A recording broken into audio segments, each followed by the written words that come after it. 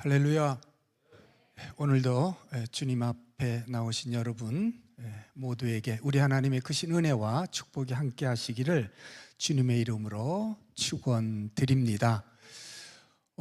일주일 전 지난 수요 예배 때 여러분께서 수단에 있는 저희 딸과 사위를 위해서 간절히 기도해 주셨는데 덕분에 어제 서울 공항에 무사히 잘 도착을 했습니다. 그래서 여러분께 감사를 드리고 하나님께 영광을 올려드립니다. 본인들이 직접 인사를 하겠다 그러네요. 한번 보실까요? 저희 기도해 주셔서 잘 돌아왔습니다. 너무너무 감사드려요. 감사합니다. 예, 다시 한번 감사를 드립니다. 소통하며 삽시다 말씀의 제목입니다. 지금 이 시대를 일컬어서 소통의 시대라 그렇게 말을 하죠. 그래서 리더십도 과거에는 권위적 리더십이 유행했지만은 지금은 섬김의 리더십 또 소통의 리더십으로 바뀌고 있는 것을 볼 수가 있습니다. 그래서 요즘 보면 위로 대통령에서부터 또 지자체들 또 여러 크고 작은 기업체들까지도 모두 소통에 힘쓰고 있는 것을 볼 수가 있습니다. 이렇게 국가나 사회뿐 아니라 교회나 가정에서도 소통이 중요하겠죠. 교회 안에 목사님과 성도 사이 또 성도와 성도 사이의 소통도 중요하고 가정에서는 부모님과 또 자녀들 그리고 형제 무엇보다도 남편과 아내 부부 사이의 소통이 중요한 것입니다. 이 소통이 안 되면 마치 몸 안에 신경이 마비되고 혈관이 막힌 것과 같은 그런 현상이 일어납니다. 여러분, 신경이 마비되고 혈관이 막힌 그런 몸을 한번 상상해 보세요. 어떻습니까? 참 끔찍하지요. 그래서 우리는 소통을 하면서 살아야 하는데 소통이 안 되면 문제가 해결되지 않고 갈등과 불안은 점점 증폭이 되어서 나중에는 결국 폭발해 버리고 마는 것입니다. 그렇기 때문에 우리는 소통에 힘써야 되고 어떻게 하든지 소통을 해야 한다 그렇게 말씀을 드릴 수 있습니다. 한마디로 소통하면 살고 소통하지 못하면 죽는다 그렇게 말씀을 드릴 수 있습니다. 그래서 이 시간에는 소통에 대해서 함께 생각해 보려고 하는데 먼저 소통이 무엇인가 하는 것입니다. 여러분, 소통이 뭡니까? 국어 사전에 찾아보니까 첫째, 막히지 아니하고 잘 통함. 둘째, 뜻이 서로 통하여 오해가 없음. 그렇게 되어 있습니다.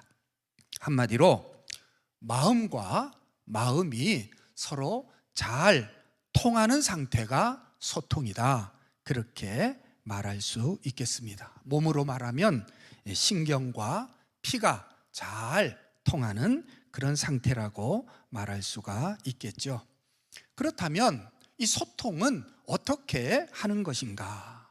어떻게 해야 우리가 다른 사람들과 잘 소통하며 살 수가 있을까? 소통의 방법인데요. 여러분, 소통은 주로 무엇으로 합니까? 대화로 하죠. 그렇습니다. 소통은 주로 대화로 하고 대화가 소통의 가장 중요한 수단인 것입니다. 그렇기 때문에 우리가 소통을 잘 하려면 대화를 잘 해야 하는데 어떻게 해야 우리가 대화를 잘 할 수 있을까요? 그것은 바로 대화하는 법을 우리가 배워야 한다 그렇게 말씀을 드릴 수가 있습니다. 뭘 배워요?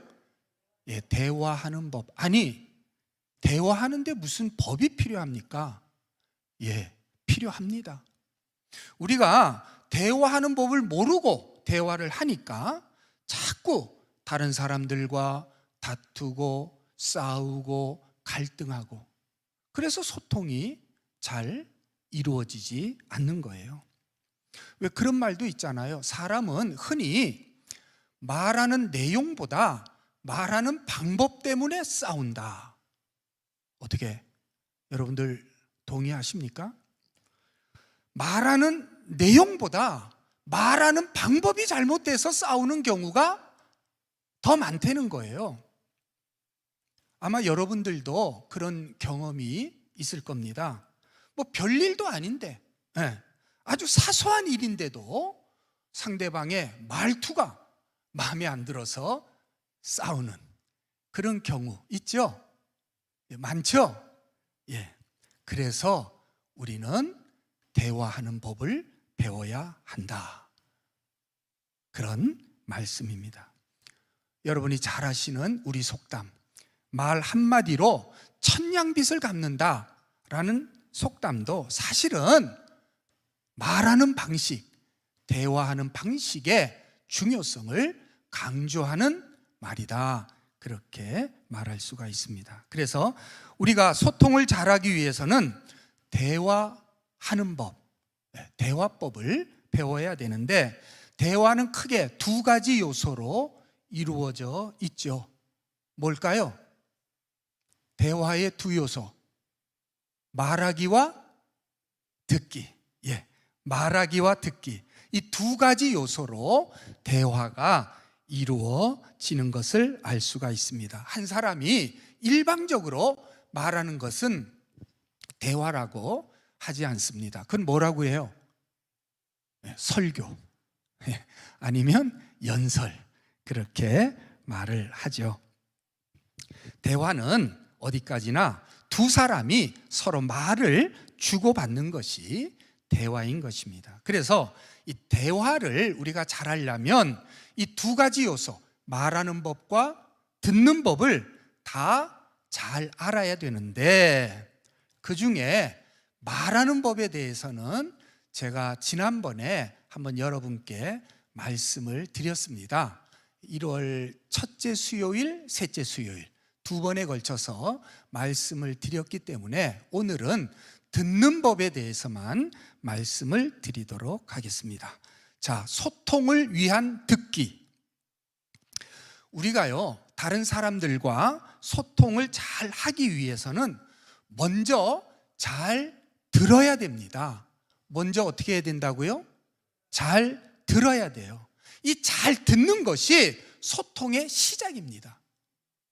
잘 듣는 것이 소통의 시작이고 또 소통의 성공의 비결이다, 그렇게 말할 수가 있습니다. 여러분, 우리가 왜 자꾸 소통에 실패하는 겁니까? 그거는요, 남의 얘기는 안 듣고 자꾸 내 말만 하려고 하기 때문에 우리는 소통에 실패하게 되는 것입니다. 아빠가 아이들 불러 모아놓고 우리 소통하자, 우리 대화하자 그래 놓고는 자기 말만 해요. 자기 하고 싶은 얘기만 하는 거죠. 그러니까 자녀들과 소통이 안 되는 것입니다. 또 부부끼리도 여보, 우리 대화합시다, 소통합시다 이래 놓고선 각자 자기가 하고 싶은 얘기만 하는 거예요. 그래서 부부간에도 소통이 잘 안 되고 마는 것입니다. 우리가 소통을 잘 하려면 먼저 잘 들어야 됩니다. 부모가 자녀들 이야기를 귀담아 잘 들어주어야 되고, 또 남편과 아내가 각각 상대방의 이야기를 먼저 잘 들어주어야 하는 것입니다. 그래야 소통이 원활하게 이루어질 수가 있는 것입니다.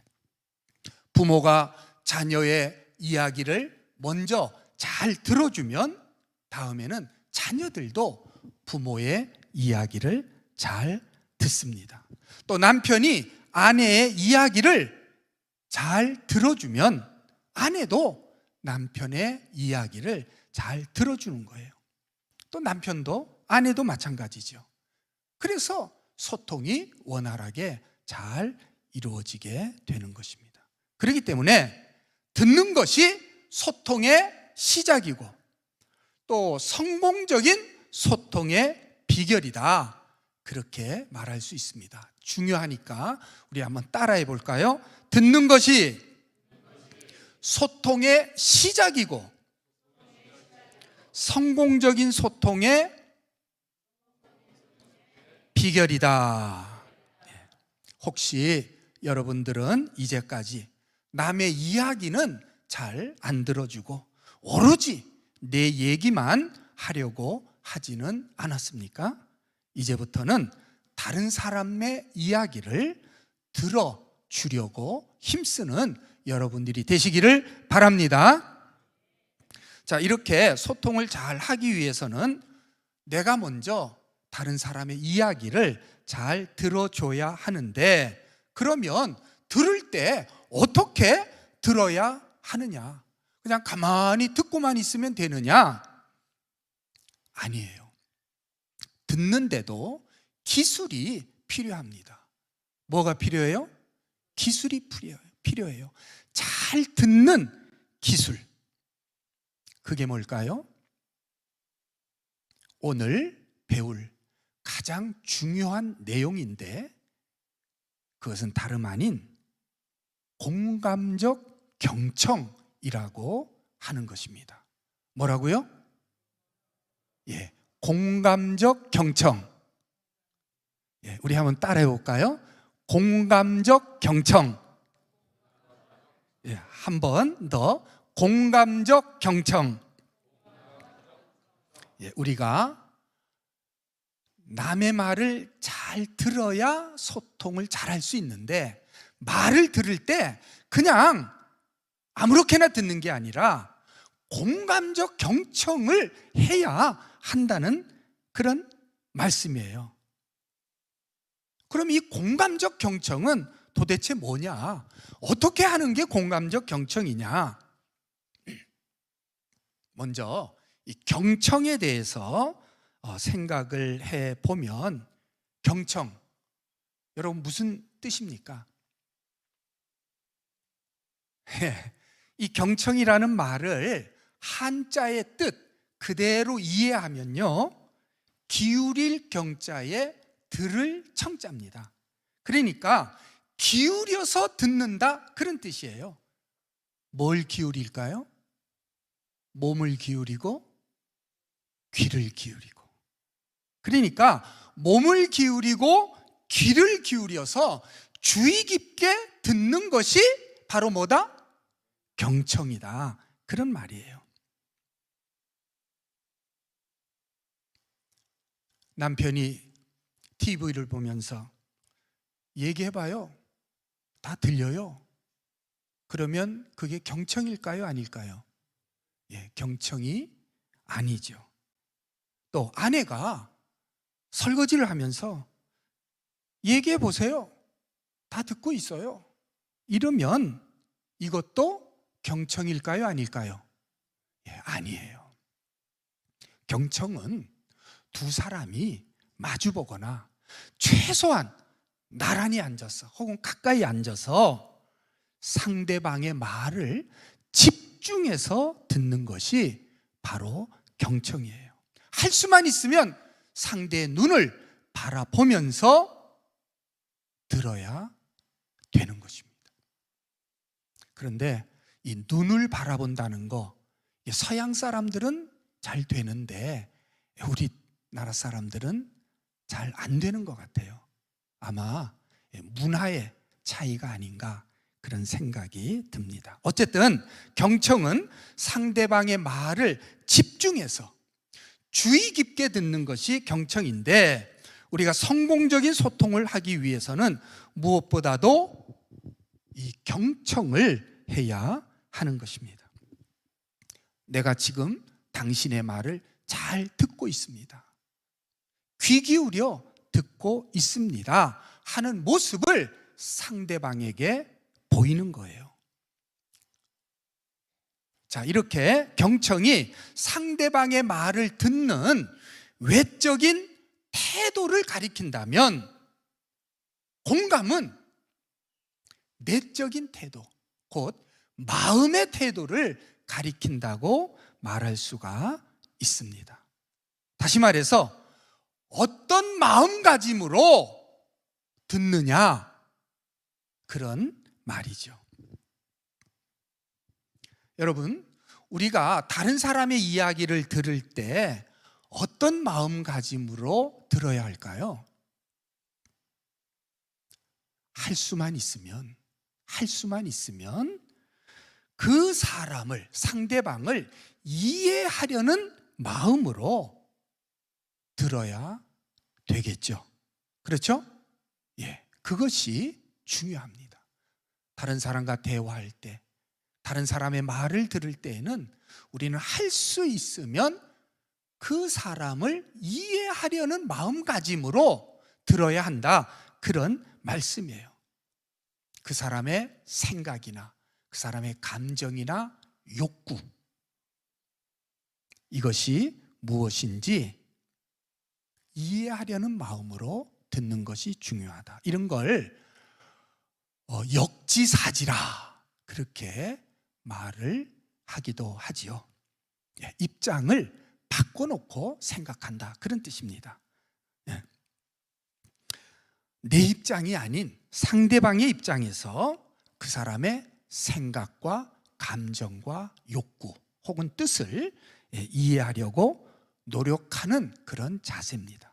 제가 방금 세 가지를 언급했는데요, 이 세 가지가 뭐였어요? 첫째, 생각. 둘째, 감정. 셋째, 욕구 혹은 뜻. 그렇죠? 그런데 여러분, 이 세 가지 가운데 소통에 가장 중요한 게 무엇일까요? 이 세 가지 중에 소통에 가장 중요한 것 한 가지를 꼽으라면 그것이 무엇일 것 같습니까? 그것은 바로 감정이에요. 상대방의 감정을 이해하고 받아주는 것이 소통에 있어서 가장 중요한 핵심적인 요소입니다. 그리고 그걸 일컬어서 우리는 공감이라 그렇게 부르는 거예요. 그러니까 공감은 다른 게 아니에요. 그 사람의 감정을 우리가 이해하고 수용하는 그러한 태도가 바로 공감의 태도다, 그렇게 말할 수가 있습니다. 공감, 여러분 많이 들어보셨죠? 예, 무슨 뜻인지 아시죠? 예. 그런데도 말하라 그러면 막상 뭐라고 말해야 될지 몰라요. 그죠? 예. 이 공감이란 말도 그 한자 뜻 그대로 이해를 하면 함께할 공자에 느낄 감자입니다. 그러니까 무슨 뜻이에요? 감정을 함께 느낀다, 혹은 감정을 공유한다, 그런 뜻이에요. 뭐가?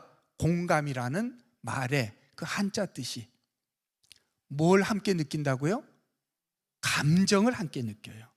그러니까 말씀드린 대로 공감은 상대방의 감정을 함께 느끼고 공유하는 것이 공감이다, 그렇게 말할 수가 있겠습니다. 생각은 다를 수 있어요. 또 욕구나 뜻도 다를 수 있어요. 그러나 생각이 다르고 뜻이 달라도 공감은 할 수 있는 것입니다. 왜? 상대방이 아프다니까, 상대방이 지금 슬프다니까, 지금 힘들다니까, 괴롭고 속상하다니까 우리는 그 감정을 받아줘야 하고 또 받아줄 수가 있는 것입니다. 예를 들어서요, 남편이 회사에서 돌아오자마자 가방을 내던지면서 나 내일부터 회사 안 가, 그렇게 소리를 쳤어요. 이때 아내가 그럼 우린 뭐 먹고 살아요? 이렇게 말하면 그게 공감일까요? 아닐까요? 네, 공감이 아니죠. 공감은 뭐에 반응하는 거라 그랬어요? 네, 감정에 반응하는 거라 그랬죠. 그러면 이 아내가 어떻게 말하면 좋을 것 같습니까? 여러분, 예, 시간이 없으니까 시켜볼 수는 없고요. 제가 할게요. 당신 화가 많이 났네요. 오늘 회사에서 속상한 일이 있었나 봐요. 이렇게 말하면 공감이 되겠죠. 그렇죠? 예. 남편의 생각에는 동의할 수 없어요. 또 남편의 뜻에도 동의할 수 없어요. 왜? 회사를 지금 그만두겠다는 거니까. 그럼에도 불구하고 남편의 감정, 그 속상한 감정은 받아줄 수 있는 것이고 또 받아줘야 하는 것이다. 그러한 말씀입니다. 그렇게 남편의 감정을 받아주면 남편이 어떻게 반응을 할까요? 어쩌면 조금 더 씩씩거릴 수 있겠죠. 그렇게 조금 더 씩씩거리다가 여보, 당신 김 부장 알지? 그 김 부장이 오늘 나한테 뭐라고 했는 줄 알아? 그러면서 자기의 속상한 이야기를 다 하는 거예요. 누구한테? 누구한테? 예, 아내한테. 그렇게 자기의 속상한 이야기를 다 털어놓고 나면 이튿날 이 남편이 다시 가방을 들고 회사를 갈까요? 안 갈까요? 예? 예, 가지요. 아마 10중 8구는 갈 겁니다. 왜? 감정이 어떻게 되었으니까? 해소되었으니까. 다시 말해서 화가 풀렸기 때문에. 어떻게 감정이 해소되었습니까? 아내가 자기의 감정을 받아줬기 때문에.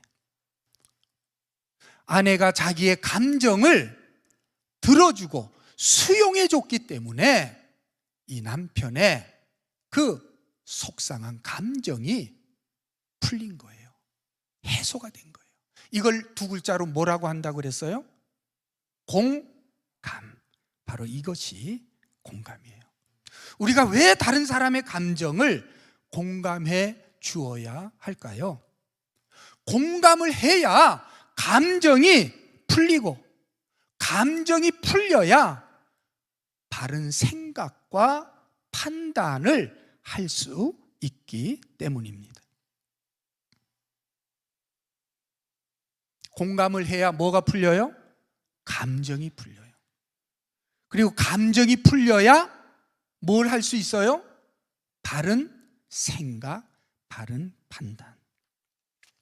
이 남편은 아내가 자기의 감정에 공감을 해줬기 때문에 감정이 해소가 되었고, 감정이 해소되니까 바른 생각, 바른 판단을 할 수 있게 되어서 이튿날 다시 가방을 주워들고 회사로 향할 수가 있게 된 거예요.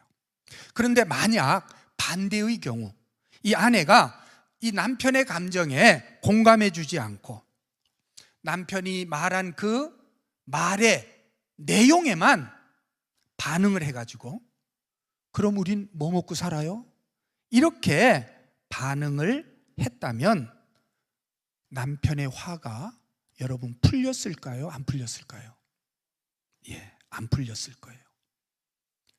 화가 안 풀릴 뿐 아니라 오히려 내가 무슨 돈 버는 기계인 줄 알아? 이렇게 반발을 했을 수도 있겠죠. 그러면 정말 그 이튿날 이 남편은 회사를 안 갈 수도 있었을 거예요. 그렇죠? 공감하는 것과 공감하지 않는 것의 차이는 이처럼 큽니다. 공감은요, 우리 눈에 별거 아닌 것처럼, 대수롭지 않은 것처럼 보일 수도 있습니다. 그러나 공감은 우리가 상상하는 것 이상으로 탁월한 능력을 가졌습니다. 여러분, 비 오는 날 그 밤하늘에 번개가 치면 무섭습니까? 안 무섭습니까? 무섭죠. 하늘에서 버번쩍 하고 조금 있다가 오르르쾅쾅 하면 참 무섭습니다. 그때 그 전기 에너지는요, 어마어마합니다. 사람이 맞으면 죽기도 하죠. 그걸 벼락이라, 벼락 맞았다, 그렇게 말을 하죠. 그런데요, 건물 꼭대기에다가 피레침을 세워놓으면 어떻게 됩니까? 피레침 아시죠? 그 무시무시한 번개가 피레침을 통해서 순식간에 땅속으로 사라져 없어지고 마는 거예요. 그 작은 피레침 속으로 빨려 들어가 가지고 순식간에 소멸이 되고 마는 것이다, 그런 말씀입니다. 이런 걸 어스라 그러죠. 어스, 영어로 지구라는 뜻입니다. 그 전기 에너지가 거대한 지구 속으로 소멸이 되어버리고 마는 거예요. 공감도 마찬가지입니다. 거대한 감정 에너지가 우리 속에 있을 때, 예를 들면 분노라든지 슬픔이라든지 화라든지 혹은 두려움이라든지 이런 거대한 감정 에너지가 우리 속에 있을 때, 혹은 상대방 속에 있을 때 내가 그걸 공감해 주면 그 어마어마한 감정 에너지가 순식간에 공감이라고 하는 요 작은 피레침에 빨려 들어가 가지고 그 피레침을 통해서 어스되고 마는 거예요. 사라져 없어지고 마는 거예요. 흔적도 없이. 놀랍지 않습니까? 이게 바로 뭐라고요? 이게 바로 공감인 줄 믿으시기를 바랍니다. 그렇기 때문에 우리는 어떻게 하든지 다른 사람의 감정에 공감해 주기를 힘써야 하는 것입니다. 그렇지 않으면 그 사람의 감정 에너지에 자칫 내가 맞아서 다칠 수도 있는 것이죠. 화면 한번 띄워주세요. 예. 아까 그 화면, 띄웠던 화면. 예. 자, 화면 보시고 우리 한번 따라해 볼까요? 공감해주면 감정은 해소되고, 감정이 해소되면 올바른 생각과 판단을 하게 된다. 예, 무슨 말인지 아시죠? 여기까지 설명 다 드렸습니다. 그러면 그 이후에 정상적인 대화가 가능해지겠죠. 이성적이고 합리적인 그런 대화가 가능해지고, 그러면 그 대화를 통해서 이제 소통이 이루어지는 거예요. 이걸 또 이렇게 말할 수도 있어요. 공감해주면 감정이 해소되고, 감정이 해소되면 마음이 열려서, 뭐가 열려서? 마음이 열려서 대화가 가능해지고, 그리고 소통이 이루어진다, 이렇게 말씀드릴 수 있겠습니다. 어떤 때는요, 충고나 조언을 할 필요도 없어요. 공감해주면 자기 스스로 자기 잘못을 깨닫는 경우도 많습니다. 아침 일찍 어떤 여집사님이 옆집 사는 권사님 집 문을 두들겼어요. 권사님이 문을 열고, 아니 김 집사, 이게 어떻게 된 일이야? 한쪽 눈이 시퍼렇게 멍들어 가지고 도대체 무슨 일이 있었어? 우리 남편이요, 어젯밤에 술 먹고 늦게 들어와서 들어오자마자 주먹으로 저를 한 대 갈겼어요. 아이고, 내 그럴 줄 알았어. 김 집사 평소 하는 거 보면 그러고도 남지. 이러면 이거 공감입니까? 아닙니까? 네, 공감이 아니죠. 어떻게 공감을 해야 될까요? 아이고, 그랬어. 많이 아프겠네. 얼마나 속이 상할까. 그러면서 안아주고 등을 톡톡 두드려 주는 거예요. 그러면 김 집사가 흐느껴 울면서 그동안 남편과 살면서 속상했던 이야기를 다 털어놓게 되는 거죠.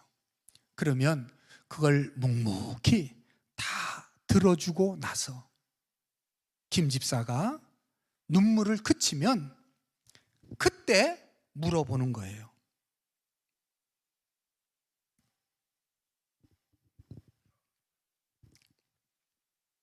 그런데 어젯밤 남편이 들어올 때 김 집사가 어떻게 했길래 남편이 주먹을 날렸을까 물어보면 그때 비로소 사실은요, 남편이 현관문을 열고 들어오자마자 야, 이 미친 XX야!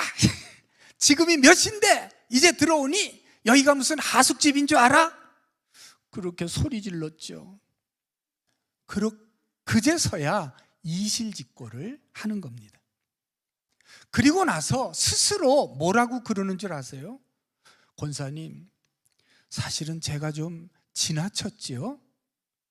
그렇게 말을 하는 거예요. 뭐예요? 감정이 해소되니까 자기 스스로 자신의 잘못을 깨닫는 거죠. 왜? 감정이 해소되면 뭐가 가능해요? 바른 생각과 바른 판단이 가능해요. 사람은요, 감정에 압도당하면 이성, 그러니까 생각하는 기능은 마비가 되는 거예요. 감정이 앞장서서 나가면 생각은 뒤에 처지는 거예요. 그렇기 때문에 감정이 해소되지 않으면 사람은 바른 생각이나 판단을 할 수가 없어요. 그런데 감정이 해소가 됐기 때문에 스스로 바른 생각을 할 수 있게 되었고, 바른 생각을 하니까 자기가 잘못했다는 것을 깨닫게 되는 거죠.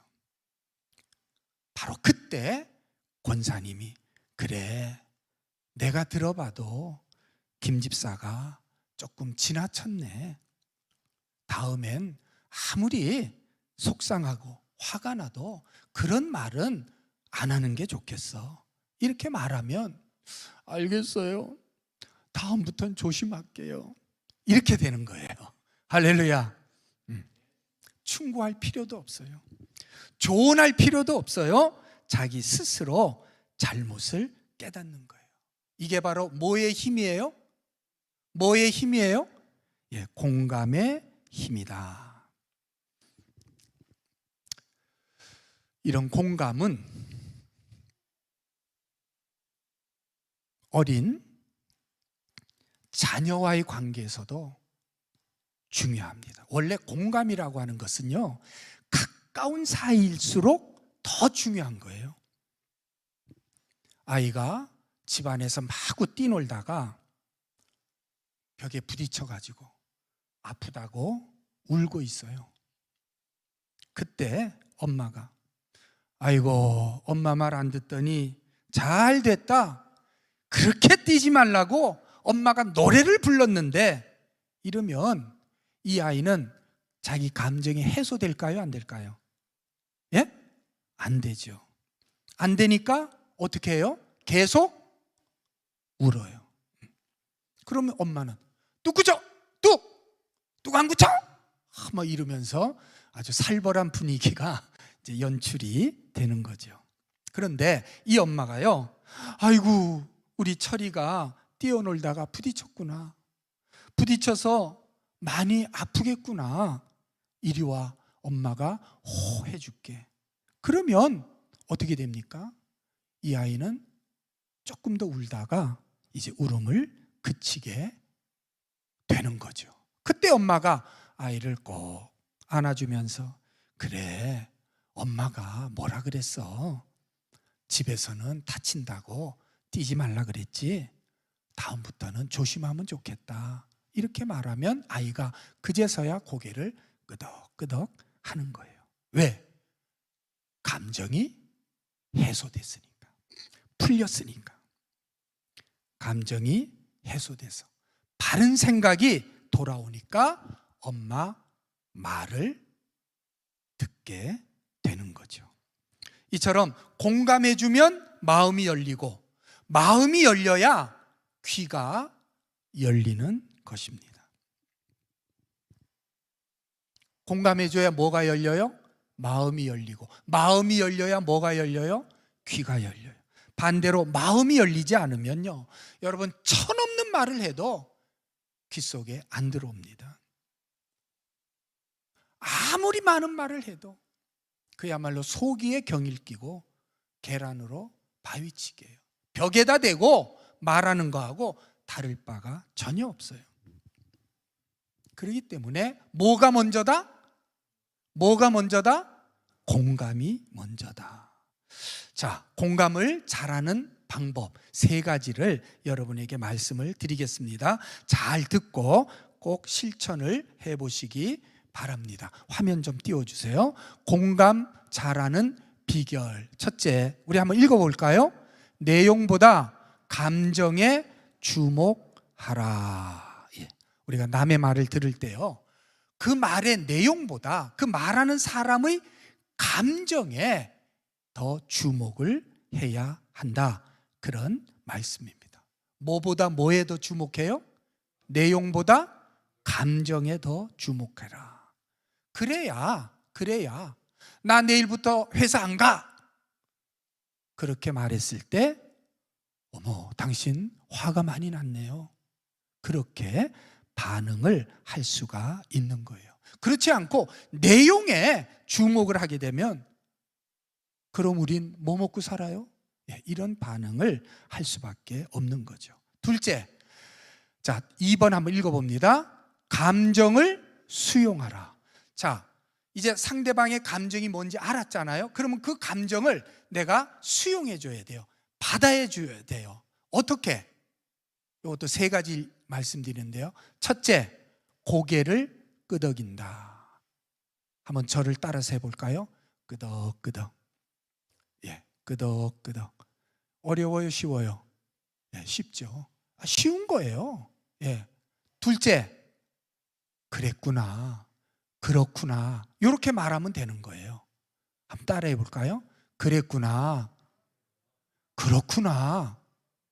예, 존댓말로 그랬군요. 따라해 보세요. 그랬군요, 그렇군요. 예, 그렇게 하면 돼요. 어렵지 않잖아요. 3번째, 마음을 읽어준다. 마음을 어떻게 해줘요? 읽어줘요. 어떻게? 화가 많이 났겠네. 얼마나 속이 상했을까. 많이 힘들었겠어. 얼마나 무서웠어. 이렇게 상대방의 감정, 상대방의 마음을 내가 읽어주는 거예요. 그러면 상대방의 그 감정이, 그 감정 에너지가 어떻게 됩니까? 나한테 흘러 들어와서 나를 통해서 이 공감이라는 피뢰침을 통해서 순식간에 어스되고 마는 것입니다. 아주 사라져 없어지고 마는 거예요. 아시겠죠? 예, 감정을 수용하는, 받아주는 방법 3가지 여러분 아셨죠? 고개를 끄덕이고, 아니면 그랬구나, 아니면 마음을 읽어주면 상대방의 감정이 나에게 전이가 되는 거예요. 그리고 사라지는 거예요. 자, 3번째 한번 읽어봅니다. 시작. 예, 어떻게 들어줘요? 중간에 끊지 않고 끝까지 들어준다. 여러분, 사실은요, 이게 가장 힘들고도 가장 중요한 거예요. 소통에 있어서 상대방의 말을 끊지 않고 끝까지 들어주는 거. 특별히 상대방이 아주 격하게 흥분했을 때, 감정적으로 격하게 흥분했을 때는 절대로 중간에 끊지 말고 끝까지 그 말을 다 들어줘야 돼요. 그래야 감정이 완전히 해소가 되어서 평상심을 되찾을 수가 있는 것이다. 그렇게 말할 수가 있습니다. 중간에 말을 끊고 상대방이 지금 말을 하는데 지금 흥분해서 감정이 격해서 말을 하는데 중간에 말을 끊고 비난을 하거나 반박을 하거나 심지어 좋은 뜻으로라도 충고를 하거나 조언이라도 하지 말라는 겁니다. 하지 말고 자기가 하고 싶은 말을 다 하도록 해 주라는 거예요. 사람은요, 누구나 방해받지 않고 자기가 하고 싶은 말을 다 하면,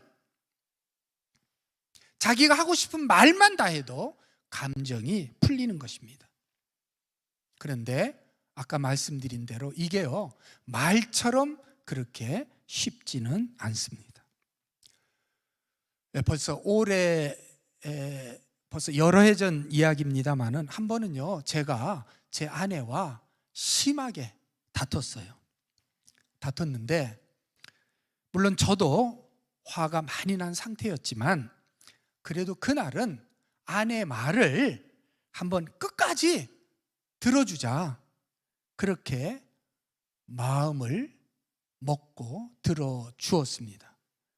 듣고 있는데 막 속에서 막 이런 게 올라와 가지고 도저히 그냥 듣고 있을 수가 없는 거예요.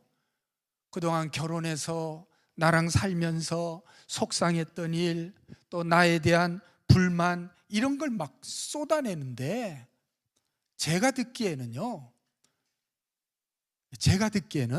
사실 왜곡도 많고 과장도 많고 거기에다가요, 자기는 잘못한 게 하나도 없고 전부 다 나만 잘못했다는 거예요, 세상에. 그러니까 아니 그게 아니고 그때 당신도 그렇게 하자 그랬잖아.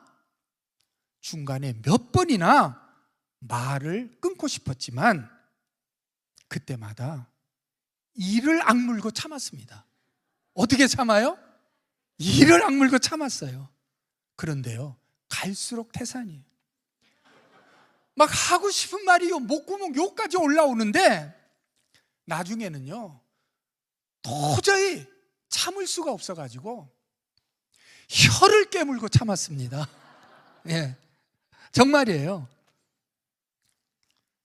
그런데요, 그렇게 끊지 않고 끝까지 들어주니까 시간이 흐를수록 아내의 목소리 톤이 점점 낮아지고 목소리가 부드러워지는 것을 느낄 수가 있었습니다.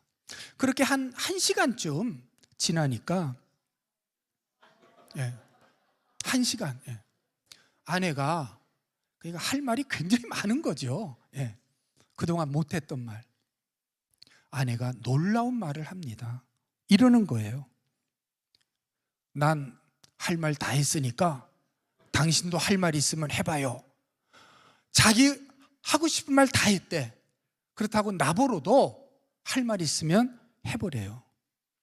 그런데 아까는 저도 화가 많이 났었고 또 하고 싶은 말도 많았지만 어느새 제 감정도 많이 누그러져서 꼭 하고 싶은 말 몇 가지만 하고 끝냈습니다.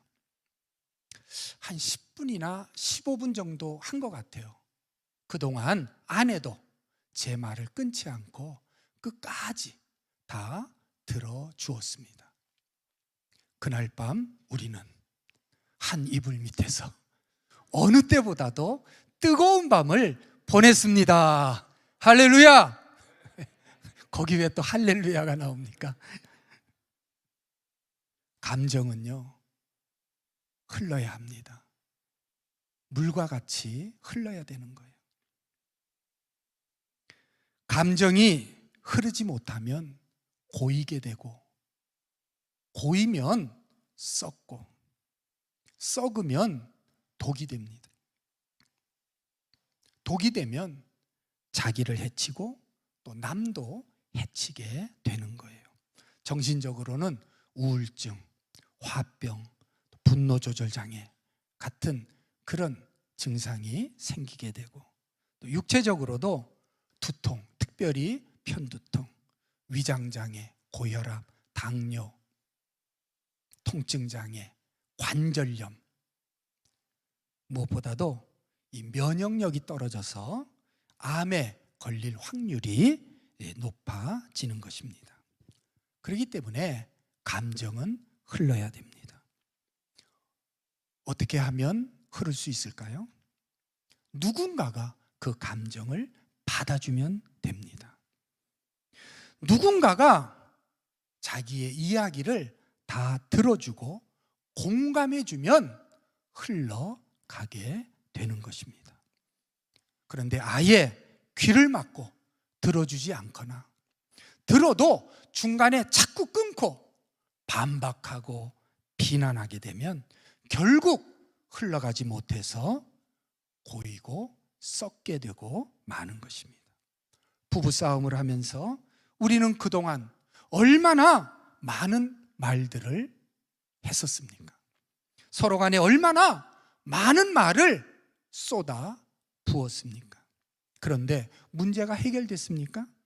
갈등이 사라졌어요? 아니죠. 문제는 더욱 꼬이고 갈등은 더욱 깊어졌습니다. 왜? 서로의 감정은 공감해 주지 않고, 네가 잘했니? 내가 잘했니? 네가 옳으니? 내가 옳으니? 서로 잘잘못만 따지고 시시비비만 가리려고 했기 때문에, 그래서 수십 년 부부싸움을 했어도 갈등은 해결되지 않고 문제는 풀리지 않았던 것입니다. 들어만 줘도 해결이 되고, 들어만 줘도 치유가 되는 것입니다. 사람은요, 자기가 하고 싶은 말을 하기만 해도요, 치유가 돼요. 아내의 말을 남편이 들어만 줘도 아내가 치유되고, 남편의 말을 아내가 들어만 줘도 남편이 치유되는 거예요. 왜 그런 말이 있잖아요. 입이 말하지 못하면 몸이 말한다. 특히 여자들이 더 그래요. 그래서 여자들이 몸이 아픈 건 대부분 남자들 책임인 경우가 많습니다. 그렇지만 어디 여자들 뿐이겠습니까? 남자들도 마찬가지예요. 남자들이라고 할 말이 없겠어요? 그렇죠? 우리 남자분들, 안 해서 그렇지 남자들도 할 말이 여자들 못지않게 많은 것입니다. 오늘날 우리 한국교회 성도들 중에는 부부간에 문제가 있어도 도대체 뭐가 문제인지 알지를 못하고, 또 알아도 그걸 어떻게 해결해야 될지 해결할 방도를 알지 못해서 그저 벙어리 냉가슴 앓듯이 하루하루 답답한 가슴을 안고 오직 저 천국의 소망만 바라보며 살아가고 있는 그러한 사람들이 많이 있는 것입니다. 과연 그것이 하나님께서 기뻐하시는 우리 성도의 모습일까요? 과연 그것이 하나님께서 기뻐하시는 우리 부부의 모습일까요? 그렇지 않죠. 어떻게 하면 해결할 수 있습니까? 소통입니다. 소통이 답이에요. 소통해야 삽니다. 소통하지 못하면 죽고, 소통하면 사는 거예요. 소통하지 못하면 갈등과 문제는 점점 더 증폭이 되고 소통하면 해결이 되는 것입니다. 그러므로 오늘 집에 가셔서 우리 남편들이요, 우리 멋진 온누리교회 우리 남편들이 먼저 아내에게 이렇게 한번 말해보세요. 여보, 나한테 하고 싶은 말 있으면 한번 다 해봐. 내가 다 들어줄게. 할렐루야. 예, 그렇게 한번 말씀해 보세요. 그리고 아내가 무슨 말을 하든지 끝까지 한번 끊지 말고 들어봐 주세요. 중간중간에 할 수만 있으면 고개를 어떻게 해요? 예, 끄덕끄덕 하면서. 아니, 그게 힘들면 그냥 듣기만이라도 해주세요. 아내의 말이 아무리 귀에 거슬리고 듣기에 거북해도 중간에 끊지 말고 어떻게 들어요? 이를 악물고 들어요. 그래도 안 들으면 어떻게 들어요? 혀를 깨물고 들어요. 그렇게 끝까지 참고 들어주면 아내 마음속에, 여러분의 아내 마음속에 오래오래 쌓여있던 묵은 감정들, 썩은 감정들이 흘러내려서 치유가 일어나고, 할렐루야, 또 아내의 마음문이 열려서 그때부터 마음과 마음이 서로 통하는 대화가 이루어질 줄 믿습니다. 그렇게 되면 아내의 마음의 병, 또 몸의 병도 다 나을 줄 믿으시기를 바랍니다. 이 부부뿐 아니라 부모, 자식 간에도 꼭 그렇게 소통하시기를 부탁을 드립니다. 오늘 밤 못하면 꼭 기회를 봐서 한번 하시기 바랍니다. 또 남편이 안 하면 아내가 먼저 그렇게 제안을 해도 됩니다. 결코 쉽지는 않습니다. 어쩌면 자기를 십자가에 못 박는 그런 고통이 따를지도 모릅니다. 그러나 분명한 것은 반드시 부활의 기쁨을 맛보게 될 것이라는 사실입니다. 믿으시면 아멘.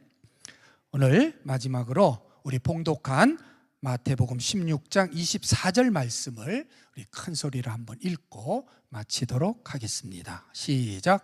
이에 예수께서 제자들에게 이르시되 누구든지 나를 따라오려거든 자기를 부인하고 자기 십자가를 지고 따를 것이니라. 아멘.